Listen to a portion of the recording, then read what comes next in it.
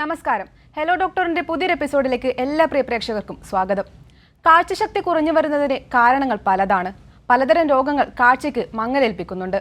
കാഴ്ച കുറയാതിരിക്കാൻ ശ്രദ്ധിക്കേണ്ട കാര്യങ്ങളെക്കുറിച്ചും കാഴ്ചക്കുറവ് സംഭവിച്ചാലുള്ള പരിഹാര മാർഗങ്ങളെക്കുറിച്ചുമാണ് ഹലോ ഡോക്ടർ ഇന്ന് ചർച്ച ചെയ്യുന്നത്. ഈ വിഷയത്തെക്കുറിച്ച് നമ്മോട് സംസാരിക്കുന്നത് തിരുവനന്തപുരം നെടുമങ്ങാട് ജില്ലാ ആശുപത്രിയിലെ ഒഫ്താൽമോളജിസ്റ്റ് ഡോക്ടർ പി എൽ ദീപ്തിലാലാണ്. ഡോക്ടർ നമസ്കാരം. നമസ്കാരം ഡോക്ടർ, കാഴ്ച കുറഞ്ഞു വരാനുള്ള പ്രധാന കാരണങ്ങൾ എന്തൊക്കെയാണ്? ഏതെല്ലാം സാഹചര്യങ്ങളിൽ കണ്ണിന് മങ്ങലേൽക്കാം? കാഴ്ച കുറഞ്ഞു വരാനുള്ള പല പ്രധാന കാരണങ്ങളെന്ന് പറഞ്ഞാൽ നമ്മളത് ആദ്യമേ പല ഏജ് ഗ്രൂപ്പായിട്ട് തിരിക്കേണ്ടി വരും. കാരണം കുട്ടികൾ ഉണ്ടാക്കുന്ന കാരണങ്ങളല്ല മുതിർന്നവർക്ക് ഉണ്ടാക്കുന്നത്. കുട്ടികൾ മുഖ്യമായും കാഴ്ചക്കുറവ് ഉണ്ടാക്കുന്ന കാരണങ്ങൾ മിക്കവാറും കണ്ണാടി വയ്ക്കേണ്ട പ്രശ്നം, അതായത് കണ്ണുകളുടെ പവറിനുണ്ടാകുന്ന പ്രശ്നങ്ങളാണ്. അത് മുഖ്യമായും 3 തരമാണ്, എല്ലാവർക്കും അറിയാം. അതായത് മയോപ്പി അഥവാ ഷോർട്ട് സൈറ്റ്നസ്, ഹ്രസ്വദൃഷ്ടി അഥവാ ലോങ് സൈറ്റ്നസ്, അതുപോലെ തന്നെ അസ്റ്റിഗ്മാറ്റിസം. ഈ 3 കാരണങ്ങളാണ് കുട്ടികൾക്ക് മുഖ്യമായും കാഴ്ചക്കുറവിന് കാരണമായി തീരുന്നത്. പിന്നെ ഏജ് കൂടുന്തോറും പല പ്രശ്നങ്ങളാണ് കണ്ണിനുണ്ടാകുന്നത്. ഈ പ്രായാധിക്യം മൂലം ഉണ്ടാകുന്ന പ്രശ്നങ്ങളുണ്ട്. നമ്മുടെ ജീവിതശൈലി രോഗം മൂലം കണ്ണിന് പലതരത്തിലുള്ള പ്രശ്നങ്ങളുണ്ടാകാം.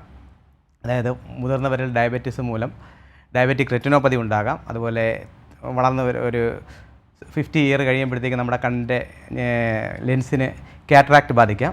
അങ്ങനെ നിരവധി പ്രശ്നങ്ങൾ കാഴ്ചക്കുറവിന് കാരണമാകുന്നുണ്ട്. ഡോക്ടർ, ഏതെല്ലാം നേത്രരോഗങ്ങൾ, പ്രത്യേകിച്ചും ഏതെല്ലാം ഗുരുതര രോഗങ്ങൾ കണ്ണിൻ്റെ കാഴ്ചക്കുറവിന് കാരണമാവുന്നുണ്ട്? അത് ഞാൻ ആദ്യമേ പറഞ്ഞതുപോലെ നമ്മുടെ പ്രത്യേകിച്ച് മുതിർന്ന ആൾക്കാർ, ഡയബറ്റിക് ഉള്ള ആൾക്കാരിൽ ഡയബറ്റിക് റെറ്റിനോപ്പതി എന്നൊരു ഇപ്പോഴത്തെ നമ്മുടെ ഏറ്റവും വലിയൊരു പ്രശ്നമാണ്. കാരണം കാറ്ററാക്റ്റ് മൂലമുള്ള കാഴ്ചക്കുറവ്, നമുക്ക് ആ കാറ്ററാക്റ്റ് തിമിരം ബാധിച്ച ലെൻസ് മാറ്റി വേറെ ലെൻസ് വയ്ക്കുന്നത് മൂലം നമുക്ക് ആ കാഴ്ച തിരിച്ചു കിട്ടും. പക്ഷേ ഡയബറ്റിക് റെറ്റിനോപ്പതി മൂലം ഉണ്ടാകുന്ന ആ ഒരു കാഴ്ചക്കുറവെന്ന് പറഞ്ഞു കഴിഞ്ഞാൽ നമ്മൾ എത്രയും പെട്ടെന്ന് ആ ഡയബറ്റിക് റെറ്റിനോപ്പതി ഡയഗ്നോസ് ചെയ്യുക, അതിനെ കണ്ടുപിടിക്കുക, അതിനാവശ്യമായ ഡയബറ്റിസ് കൺട്രോൾ ചെയ്യുക, അതിനാവശ്യമായ ട്രീറ്റ്മെൻറ്റ് എടുക്കുക, അതാണ് ചെയ്യാനുള്ളത്. ഡയബറ്റിക് റെറ്റിനോപ്പതി, ഡയബറ്റിസ് ഉള്ള ഒരു നോർമൽ ഒരു മനുഷ്യന് കൺട്രോൾ ആയിക്കൊണ്ടിരിക്കുന്ന ഒരു 10 വർഷം കഴിയുമ്പോഴത്തേക്കും ഡയബറ്റിക് അതിൻ്റെ ലക്ഷണങ്ങൾ കണ്ടു തുടങ്ങും. ഒരു 15 വർഷം ആകുമ്പോഴത്തേക്കും ശരിക്കും അത് കാഴ്ചയെ ബാധിക്കുന്ന രീതിയിലാവും. ഒരു 20 ഇയറൊക്കെ ആകുമ്പോഴേ നല്ല രീതിയിൽ തന്നെ ബാധിക്കും. അത് നോർമൽ ഡയബറ്റിസ് കൺട്രോൾ ചെയ്യുന്ന ആൾക്കാർക്കാണ്. നേരെ മറിച്ച് ഡയബറ്റിക് നല്ല രീതിയിൽ കൺട്രോൾ ചെയ്തില്ല എന്നുണ്ടെങ്കിൽ ഈ ഒരു സമയം അതിന് മുമ്പേ തന്നെ അത് കണ്ണിൻ്റെ ഞരമ്പുകളെ ബാധിക്കാം. മുഖ്യമായും നമ്മളുടെ ഡയബറ്റിസ് മൂലം നമ്മളുടെ ചെറിയ രക്തക്കുഴലുകൾ, അതായത് നമ്മുടെ കോശങ്ങൾക്ക് ബ്ലഡ് കൊടുക്കുന്ന രക്തക്കുഴലുകൾ ചെറുതായിട്ട് ബ്ലോക്ക് ആവുകയും അവിടെ ഈ പറഞ്ഞ പോലെ ആ കോശങ്ങളിലോട്ട് ഓക്സിജൻ എത്താത്ത അവസ്ഥ ഉണ്ടാവുകയും അങ്ങനെ ആ കോശം നശിക്കുകയും ചെയ്യുന്നു. കണ്ണിലും സെയിം സാധനമാണ് നമുക്ക് സംഭവിക്കുന്നത്. കാരണം കണ്ണിലെ റെറ്റിനയിലുള്ള ചെറിയ ഞരമ്പുകളിൽ ഈ പറഞ്ഞ പോലെ ബ്ലോക്ക് ഉണ്ടാകുന്നു. അപ്പോൾ അത് കാരണം ഓക്സിജൻ കിട്ടുന്നില്ല. അപ്പോഴത്തേക്ക് അങ്ങോട്ട് ബ്ലീഡിങ് ഉണ്ടാകുന്നു. രക്തക്കുഴലിൽ തന്നെ കൂടുതൽ ഓക്സിജൻ കിട്ടാത്തതുകൊണ്ട് അവരെ നമ്മുടെ ഇമ്മ്യൂണിറ്റി പ്രവർത്തിച്ചു തുടങ്ങുന്നു. നമ്മൾ പുതിയ രക്തക്കുഴൽ കണ്ണിൽ തന്നെ ഉണ്ടാകുന്നു. ആ രക്തക്കുഴലുകൾക്ക് പൊട്ടുന്നു, അങ്ങനെ ബ്ലീഡിങ് ഉണ്ടാകുന്നു. അത് കാഴ്ചയെ ബാധിക്കുന്നു. അങ്ങനെ പലതരം പ്രശ്നങ്ങളാണ് ഉണ്ടാകുന്നത്. അപ്പോൾ ഡയബറ്റിസ് മെലിറ്റസ് പ്രധാനമായും കൺട്രോൾ ചെയ്യുക. വർഷത്തിലൊരിക്കലെങ്കിലും ഒരു നേത്രരോഗ വിദഗ്ധനെ പോയി ഡയബറ്റീസ് ഉള്ള ആൾക്കാർ കണ്ട് ഡയബറ്റിക് റെറ്റിനോപ്പതി ഇല്ല എന്ന് ഉറപ്പുവരുത്തുകയാണ് ഇത് ചെയ്യേണ്ടത്. ഉണ്ടെങ്കിൽ അതിനുള്ള ട്രീറ്റ്മെൻറ്റുകൾ പലതാണ്, അത് ചെയ്യുക. ഡോക്ടർ, ഇപ്പോൾ കുട്ടികളിലും നേത്ര സംബന്ധമായ പ്രശ്നങ്ങൾ കൂടി വരുന്നതായി കാണുന്നുണ്ട്. കുട്ടികളിൽ കാഴ്ചക്കുറവ് കണ്ടുവരുന്നത് എന്തുകൊണ്ടാണ്? കാരണം അത് പറഞ്ഞു തുടങ്ങിയാൽ, കാരണം പണ്ട് കാലത്ത് കുട്ടികൾക്ക് കൂടുതലും നമുക്ക് ആലോചിച്ചു, പണ്ടൊക്കെ പാടത്തും പറമ്പത്തും കുട്ടികൾ കളിക്കുമായിരുന്നു. ഈ പറഞ്ഞ പോലെ കുട്ടികൾ കൂടുതലും വെളിയിലായിരുന്നു. ഇപ്പോഴത്തെ ഒരു സാഹചര്യം വെച്ച് കുട്ടികളെല്ലാം കൂടുതൽ മുറിക്കുള്ളിലാണ്. നമ്മുടെ സംസ്കാരം അങ്ങനെ ആയിക്കൊണ്ടിരിക്കുകയാണ്. കൂടുതൽ മുറിക്കുള്ളിൽ വന്ന് കൂടുതൽ മൊബൈൽ ഗെയിമുകളും പിന്നെ കമ്പ്യൂട്ടറുകളും പിന്നെ TV കാണലൊക്കെയാണ് കൂടുതൽ കൂടുതലായിട്ടുള്ളത്. പുറത്തിറങ്ങിയുള്ള കളികളും ഈ പറഞ്ഞ പോലെ ദൂരേക്കുള്ള കാഴ്ചകളൊക്കെ കാണാനുള്ള അതൊരു അവസ്ഥ സ്വാഭാവികമായിട്ടും നിന്നിരിക്കുകയാണ്. അത് ശരിക്കും പറഞ്ഞാൽ കാഴ്ചയെ ഒരു പരിധിവരെ, കാരണം നമ്മളൊക്കെ ഈ പരിണാമ സിദ്ധാന്തത്തിൽ കൂടി പോയിക്കൊണ്ടിരിക്കുകയാണ്. അപ്പം നമുക്കൊരു കൂടുതൽ ഉപയോഗിക്കാതെ വന്ന് ആ ഒരു ദൂരക്കാഴ്ച പതുക്കെ നശിച്ചുകൊണ്ട് കൂടുതൽ കുട്ടികൾ ഷോർട്ട് സൈറ്റ്നസ് ഉണ്ടായിക്കൊണ്ടിരിക്കുകയാണ്. അതൊരു കാരണമാണ്. അതുപോലെ തന്നെ കുട്ടികളുടെ ആഹാരക്രമം, കാരണം പണ്ടുകാലങ്ങളിൽ കുട്ടികൾ കൂടുതൽ പച്ചക്കറികളും പുഴ മത്സ്യങ്ങളൊക്കെ കഴിച്ചുകൊണ്ടിരുന്നു. ഇപ്പോഴൊക്കെ നേരെ മറിച്ച് ഫുഡ് ഹാബിറ്റ്സൊക്കെ മാറി ജങ്ക് ഫുഡ്സ് അഥവാ ഈ പറഞ്ഞ പോലെ ഫാസ്റ്റ് ഫുഡ്സ് അങ്ങനെയുള്ള ഇതിലോട്ട് വന്നിരിക്കുകയാണ്. അപ്പോൾ ഈ പഴയ ഭക്ഷണത്തിൽ പുഴ മത്സ്യങ്ങളിൽ നിന്നും പച്ചക്കറിയിൽ നിന്നൊക്കെ ധാരാളം കണ്ണിനാവശ്യമായ വൈറ്റമിൻസ്, മിനറൽസ്, കുറേ ആൻറ്റി ഓക്സിഡൻസ് ഒക്കെ നമുക്ക് കിട്ടിക്കൊണ്ടിരുന്നു. ഇപ്പോൾ ശരിക്കും അതൊക്കെ നമ്മുടെ ഒരു പരിധി വരെ നമ്മുടെ കാഴ്ചക്കുറവ്, കുട്ടികൾക്കുണ്ടാകുന്ന കാഴ്ചയ്ക്ക് പ്രശ്നം ആവാൻ തുടങ്ങിയിട്ടുണ്ട്. ഇതൊക്കെയാണ് മുഖ്യമായിട്ടുള്ള കാരണങ്ങൾ പറയുന്നത്. ശരി ഡോക്ടർ, വ്യക്തമാണ്. നമ്മുടെ കൂടെ ഒരു പ്രേക്ഷക ചേരുന്നുണ്ട്. കൊല്ലത്ത് നിന്നും പാർവതിയാണ്. പാർവതി, ഡോക്ടറോട് ചോദിച്ചോളൂ.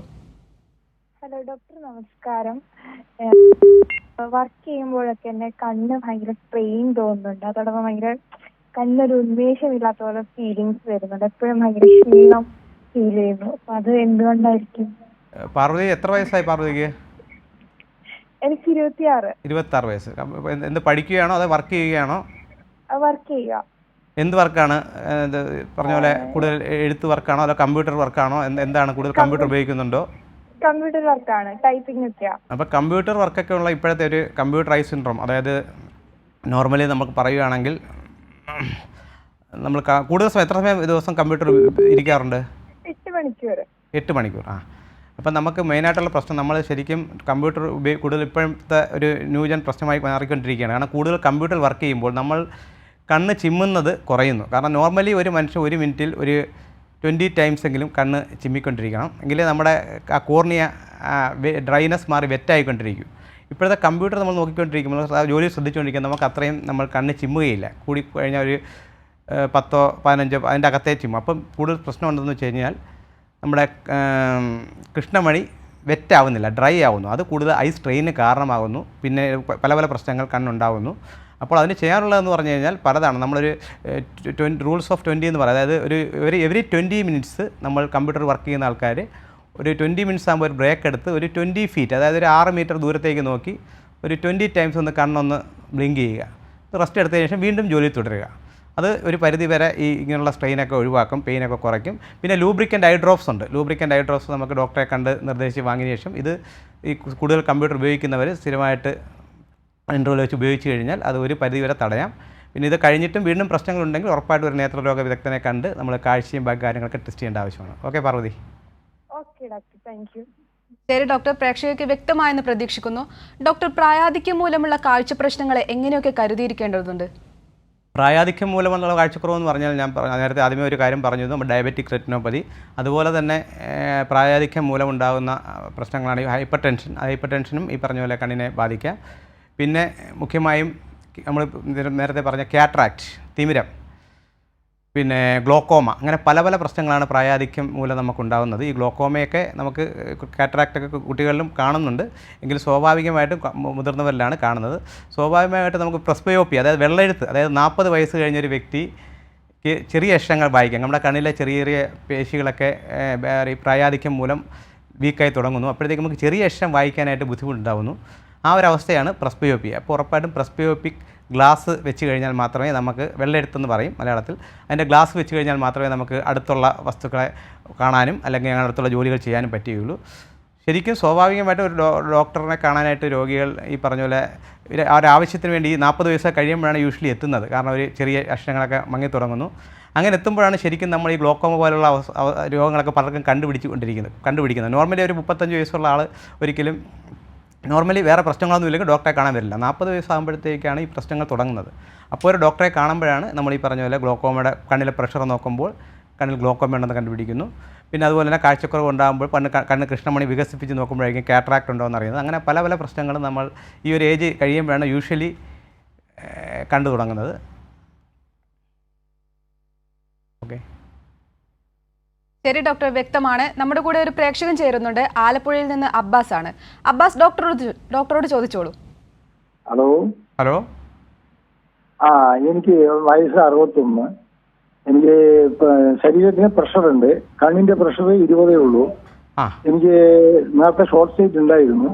ഇപ്പൊ എനിക്കുള്ള പ്രയാസം എന്ന് വെച്ചിട്ടുണ്ടെങ്കിൽ കണ്ണിലെ ഫ്ലോട്ടേഴ്സ് കാണുന്നു. അതേപോലെ കണ്ണിന്റെ താഴ്ഭാഗത്ത് നിന്ന് മേലോട്ട് ഒരു ബൾബ് ഇങ്ങനെ പോകുന്നത് പോലെ ഒരു വെളിച്ചം പോവുകയാണ്. ഇപ്പോൾ അരവിന്ദിൽ ചെന്ന് കോയമ്പത്തൂര് 2 പ്രാവശ്യം ലേസർ ചെയ്തു. ഈ കണ്ണിന് എത്ര പ്രാവശ്യം ലേസർ ചെയ്യാം? ലേസർ ചെയ്യുന്നത് കൊണ്ട് വല്ല കുഴപ്പമുണ്ടോ? ഈ പ്രശ്നം മറ്റേ ഗ്ലോക്കോമന്റെ മറ്റോ വല്ല ആണോ? ഇപ്പോൾ ഈ താഴ്ഭാഗത്ത്, ഈ പെരിഫറൽ താഴ്ഭാഗത്തുള്ളതിന്റെ കാഴ്ച, ഈ ലൈറ്റ് വരുന്ന ഭാഗത്ത് ചെറിയൊരു മങ്ങലുണ്ട്. അതിന് എന്താണ് പ്രതിവിധി? എത്ര വയസ്സെത്രയായി? 61. നമുക്ക് ഈ ഡയബറ്റിസ് ഉണ്ടല്ലേ? ഇല്ല. ഷുഗർ, പഞ്ചസാര അസുഖമുണ്ട്, ഷുഗറിന്റെ അസുഖം ഉണ്ടല്ലേ? ഇല്ല. ഇപ്പൊ ഗ്ലോക്കോമ കണ്ണിലെ പ്രഷർ, ഇപ്പൊ ആകപ്പാടെ പ്രഷർ മാത്രമേ ഉള്ളൂ, BP മാത്രമേ ഉള്ളൂ, അല്ലാതെ? ഒരു മിനിറ്റ്. അവര് പറഞ്ഞത് റെറ്റിനയിലെ ഞരമ്പിലൊരു ഹോൾ ഉണ്ടെന്നാ പറഞ്ഞു. Retinal hole? ഞരമ്പ് റെറ്റിനയിൽ ഒരു ഹോൾ ഉണ്ടെന്നാ. അത് കാരണം പൂർണ്ണമായിട്ടും ആ കണ്ണിന് കാഴ്ചയില്ല, അത് കാഴ്ച കുറവാണോ?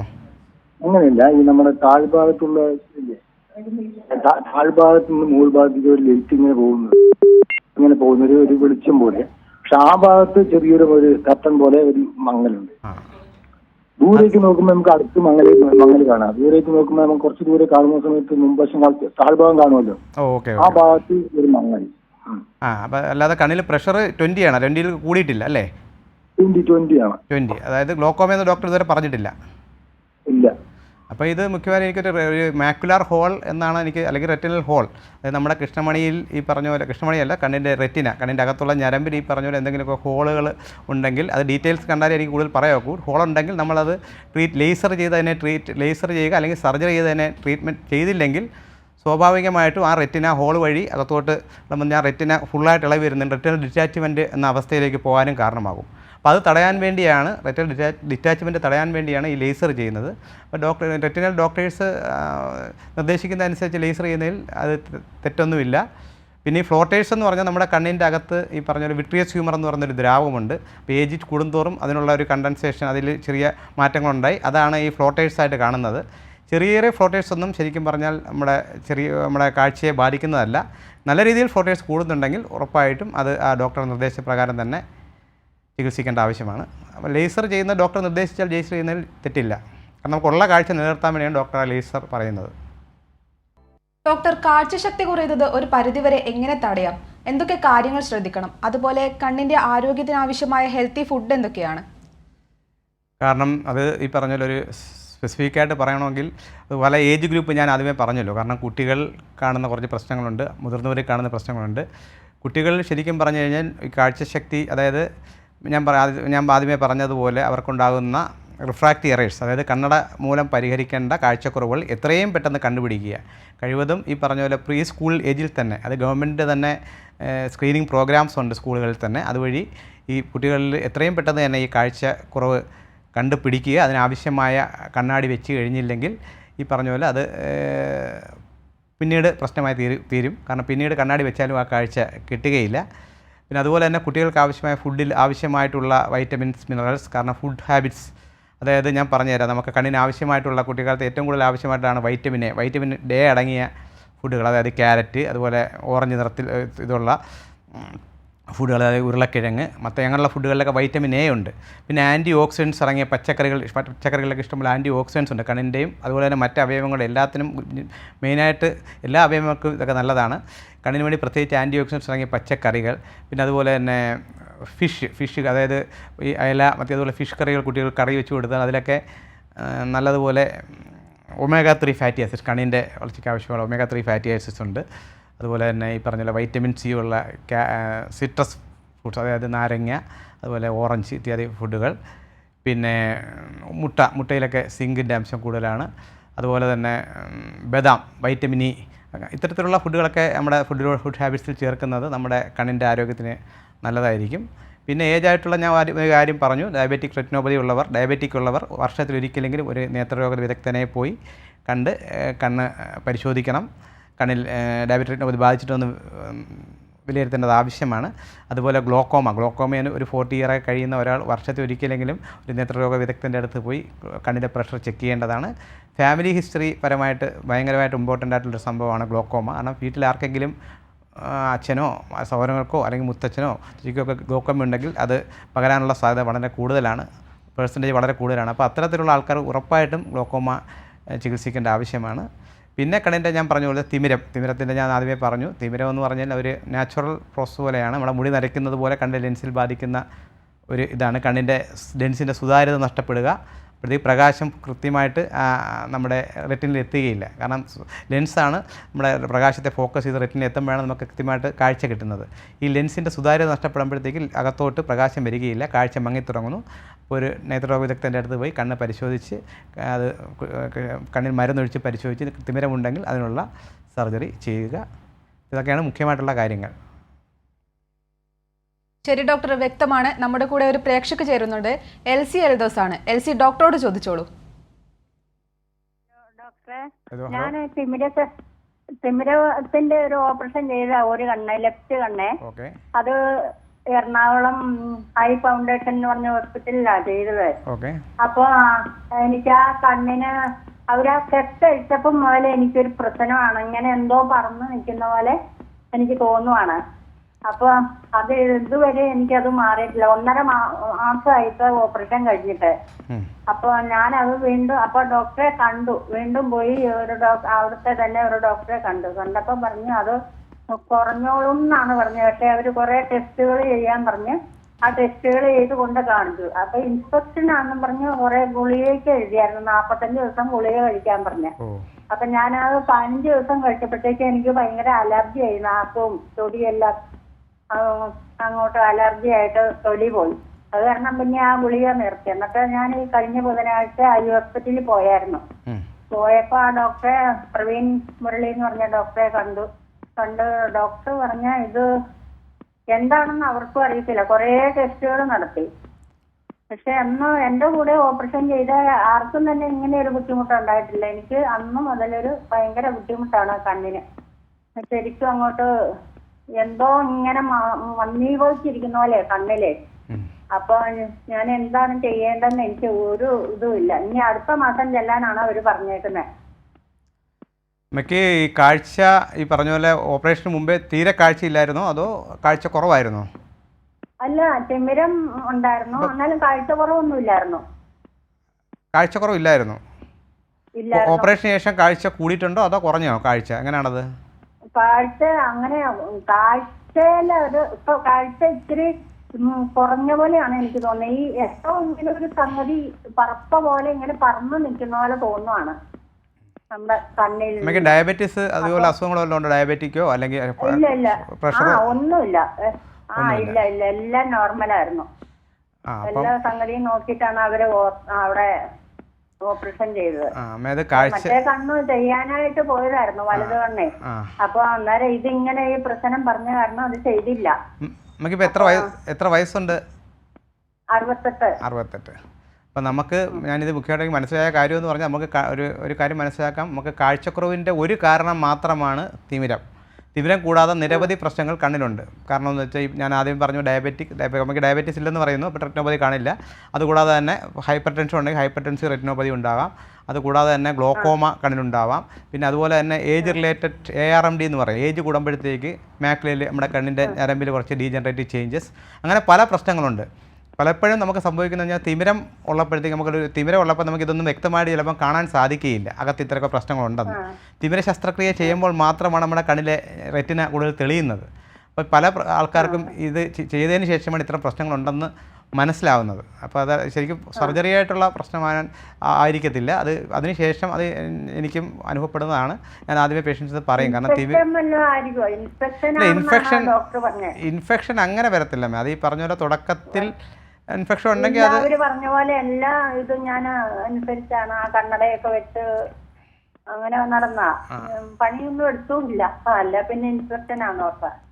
അല്ല, ഇൻഫെക്ഷൻ ആണെങ്കിൽ തന്നെ അത് ഈ പറഞ്ഞ പോലെ അതിന് പരിഹാരം ഉണ്ടാവും. അല്ല, നല്ല രീതിയിലുള്ള ഇൻഫെക്ഷൻ ആവാൻ ഇത്രയും ദിവസം നിൽക്കാൻ സാധ്യതയില്ല. എന്തായാലും കൂടുതൽ റിപ്പോർട്ട് കണ്ടാൽ മാത്രമേ നമുക്കത് പറയാൻ സാധിക്കുകയുള്ളൂ. എന്തായാലും അവിടെ തന്നെ ഒന്ന് കണ്ടിന്യൂ ചെയ്യുന്നതായിരിക്കും നല്ല. എന്തായാലും പലരുടെയും കണ്ണുകൾ പല രീതിയിലാണ് പ്രവർത്തിക്കുന്നത്. കാരണം ഒരു കാറ്ററാക്ട് നമ്മളിപ്പോൾ 10 പേർക്ക് ചെയ്ത് കഴിഞ്ഞാൽ 10 രീതിയിലായിരിക്കും. ചിലപ്പം അതിലൊരു 2 പേർക്ക് നല്ല ഫുൾ 100% വിഷൻ കിട്ടിയെന്നിരിക്കും. ബാക്കി കുറച്ച് 90% കാരണം ഓരോരുത്തരുടെ കണ്ണ് പ്രവർത്തിക്കുന്നത് പല രീതിയിലാണ്. കണ്ണിൽ പല രീതിയിലുള്ള പ്രശ്നങ്ങൾ കാണും. കാരണം മാക്കുലയിലും ഈ പറഞ്ഞ പോലെ ഞരമ്പിലും. അപ്പോൾ അതിൽ എന്തെങ്കിലുമൊക്കെ ആയിരിക്കും. അപ്പോൾ എന്തായാലും ആ ഡോക്ടറും അവിടെ പറയുന്നതനുസരിച്ച് നിർദ്ദേശം പാലിക്കുന്നതായിരിക്കും നല്ലത്. കൂടുതൽ റിപ്പോർട്ട് കണ്ടാൽ മാത്രമേ പറയാവൂ. എന്തായാലും ഈ പറഞ്ഞ പോലെ എനിക്ക് മനസ്സിലാവുന്നത് നമ്മൾ കാറ്ററാക്റ്റോട് ബന്ധപ്പെട്ട പ്രശ്നമാവാൻ സാധ്യതയില്ല.